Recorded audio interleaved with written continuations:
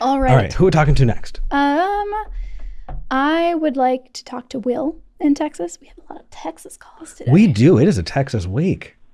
Those of you who are not calling from Texas, stay on the line. We still want to talk to you. But so far, lots of Texas. Will, you're asking about callers like Sam. What are your takes? What would you like to ask? So, hi, Eric. Hi, Bea. Hi.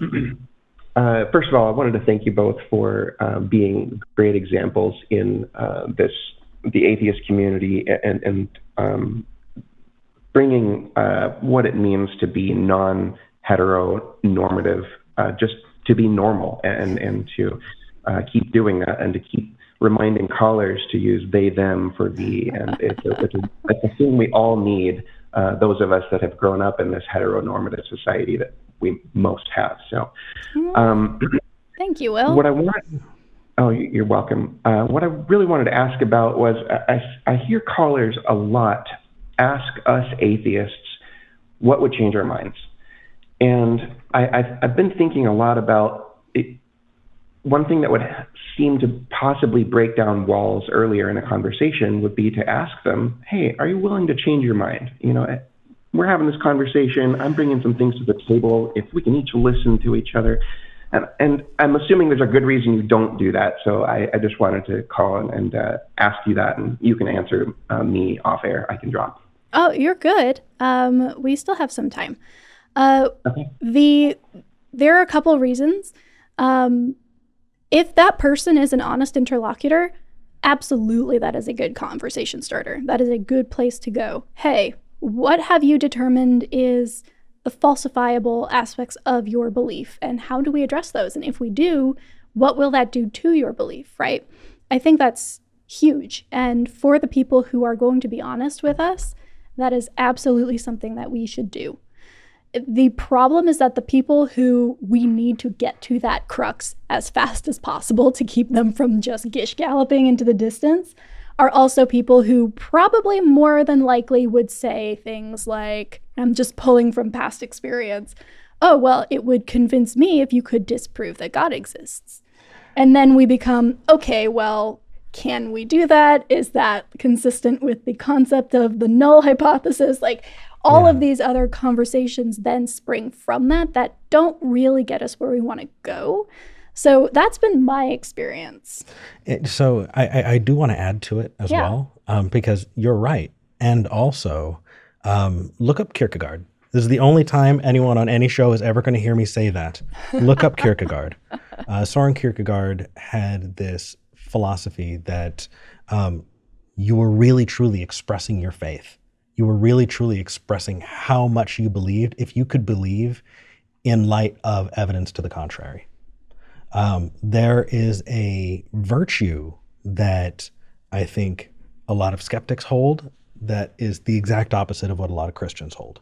And we hold the, are you willing to change your mind based on evidence as this virtue that we take as, for granted. And we go, oh, well, anybody who's willing to change their mind, with good evidence, well, of course, everybody wants. No, that's not the case. There are tons and tons of religious folks who proudly say that nothing, no matter how convincing, will ever change their mind because they are that dedicated, and that's a good thing. They find that as virtuous. And if we don't figure out, where that virtue lies, then asking somebody the question, are you willing to change your mind, might just get them to puff up their chest and proudly go, no, there's nothing that's going to get me changed by my mind because I'm awesome. Well, at that point, we just end the call. Well, no, good to know. Bye. I think that though it opens us up to having this very specific conversation about what you hold, what you think is valuable, and we think that changing our mind is valuable, but we can't take for granted the idea that the people we're talking to think the same way. That is a really good point that I would not have brought up. I appreciate that.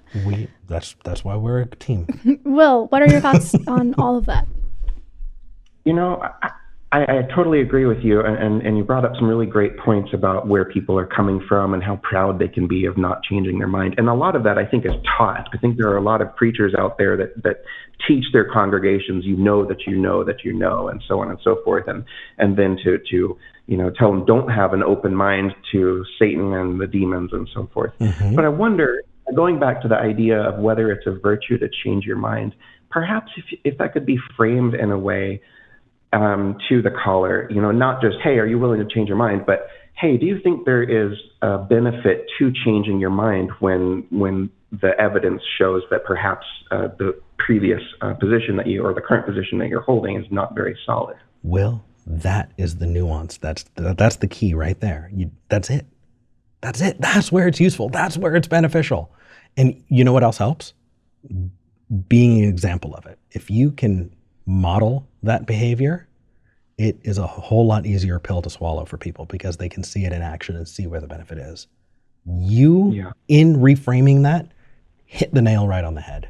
Will, did you go to any kind of communication training? The way that you repeated us back to us and moved that forward is freaking awesome. Is that natural or did you work to develop that? Because I had to work to develop that.